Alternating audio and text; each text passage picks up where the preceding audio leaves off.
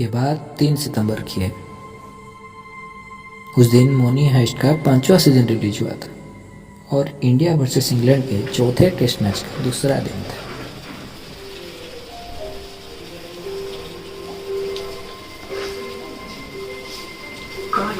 अरे लगता है टोक्यो मर जाएगी। नहीं यार, प्रोफेसर कुछ ना कुछ तो करेंगे।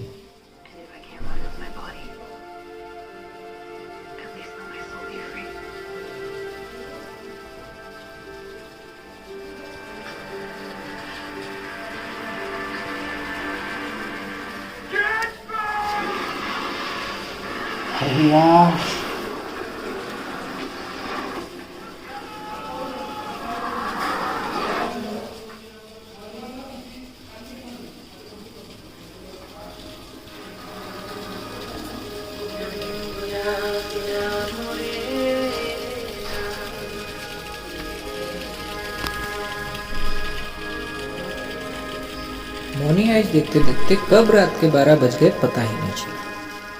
तकरीबन 12:30 बजे जब मैं सोने जा रहा था तो सोचा कि चलो क्रिकेट में मैच का स्कोर देख लिया जाए।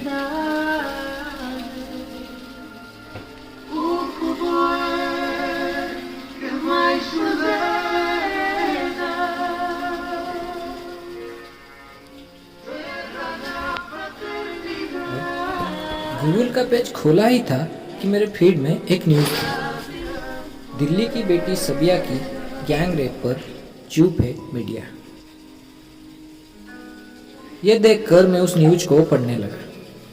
पढ़ने पर पता चला सबिया बिहार की थी और दिल्ली में सिविल डिफेंस का काम कर रही थी। देर रात तक घर नहीं लौटी तो घर वालों ने मजबूर होकर पुलिस कंप्लेंट दर्ज करवाई। पुलिस को जांच पड़ताल के बाद पता चला कि सबिया के साथ गैंग रेप किया गया था और उसके बाद बड़े ही निर्मम तरीके से उसकी हत्या की गई थी। आरोपियों ने क्रूरता की हद को लांघने में कोई कसर नहीं छोड़ी थी। जब उसकी लाश को पोस्टमार्टम के लिए लाया गया तो पता चला उसके कुछ अंगों को काट भी दिया गया है। ऐसा लग रहा था जैसे कोई जानवर अभी खेल के गया हो।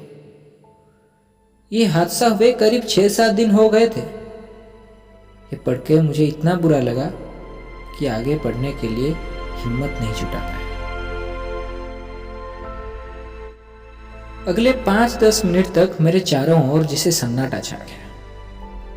आंख बंद करके सोचने लगा क्या हो रहा है इस दुनिया में। उस बेचारी की माँ बाप पर क्या बीती होगी।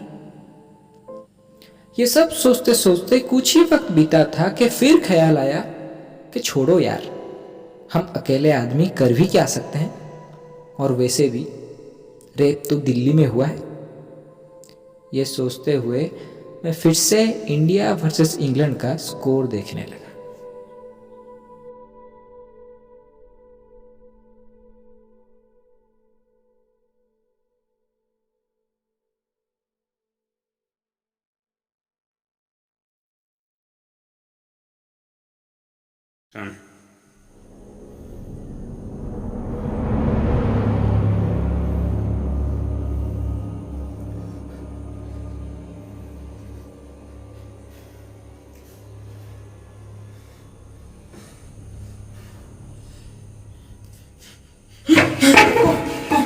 कौन हो तुम?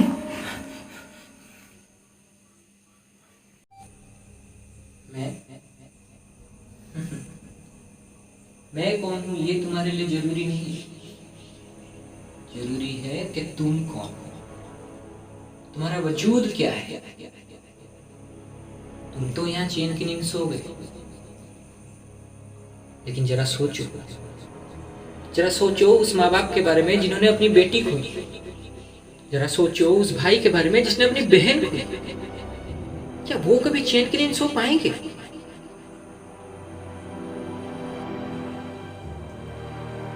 हमें मत सिखाओ यार, हमने क्या पूरी दुनिया का ठेका लेके रखा है। वैसे भी रेप तो दिल्ली में हुआ है और हम ठहरे उड़ीसा के किसी कोने से अकेले आदमी। कर भी क्या सकते हैं हम? अरे कुछ करना चाहें, इस सिस्टम को बदलना चाहें तो तोड़ के रख देंगे हमें और फिर पड़े होंगे किसी कोने में सिर्फ एक सोच बनकर। और जो समाज की बात कर रहे हो ना तुम, पूछो इस समाज से क्या अपनाएगा कोई बदलाव को।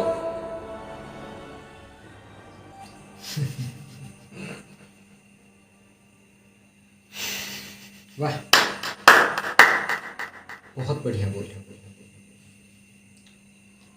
वैसे मैं किसको समझा रहा हूँ? एक कीड़े को, एक जिंदा लाश को, जो बाकी सबकी तरह अपनी जिंदगी बस अपने लिए जी रहा है, कुछ हासिल करके इस दुनिया को अपनी काबिलियत दिखाना तो चाहता है, पर उस दुनिया के कुछ घटिया रीति रिवाजों पे सवाल करने से डरता है। अरे सच तो यह है कि तुझमें सवाल करने की हिम्मत ही नहीं है, सत्ता में रहे भ्रष्टाचारियों के खिलाफ खड़े होने की ताकत ही नहीं है।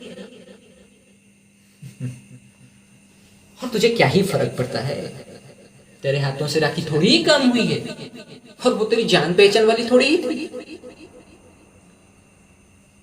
ओ अच्छा, तू मौत से डरता है, तू इससे डरता है, तू उससे डरता है, तू अपनी जिंदगी से डरता है, वो अपने आप से भी डरता होगा।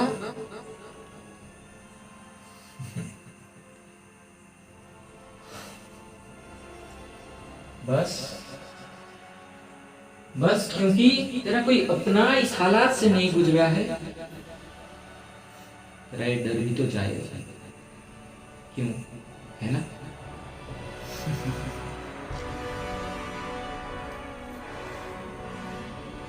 तो सो जा,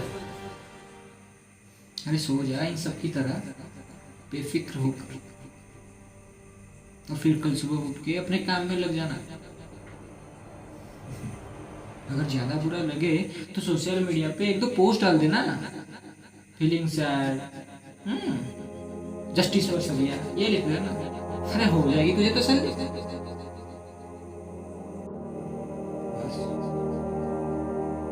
बस क्योंकि तू इस कत्ल में शामिल नहीं है, इसलिए अपने आप को बेकसूर मत समझ ले। अरे तुझे तो तमाशा देखने में मजा आता है,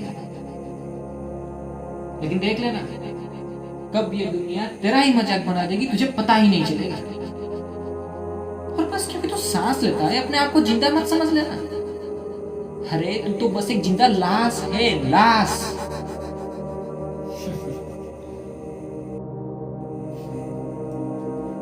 लेकिन देख लेना कभी ना कभी कहीं ना कहीं तो क्रांति होगी। वो ऊपर वाला खुद आएगा या कोई मसीहा भेजेगा, तो फाड़ के रख देगा वो सारी किताब जो एक लड़की का सम्मान रखना नहीं सिखाता, जो मिटा देगा हर का तिनका, उनके खून से होली खेली, उनकी आंखों को नोच कर चील कौओं को खिला देगा।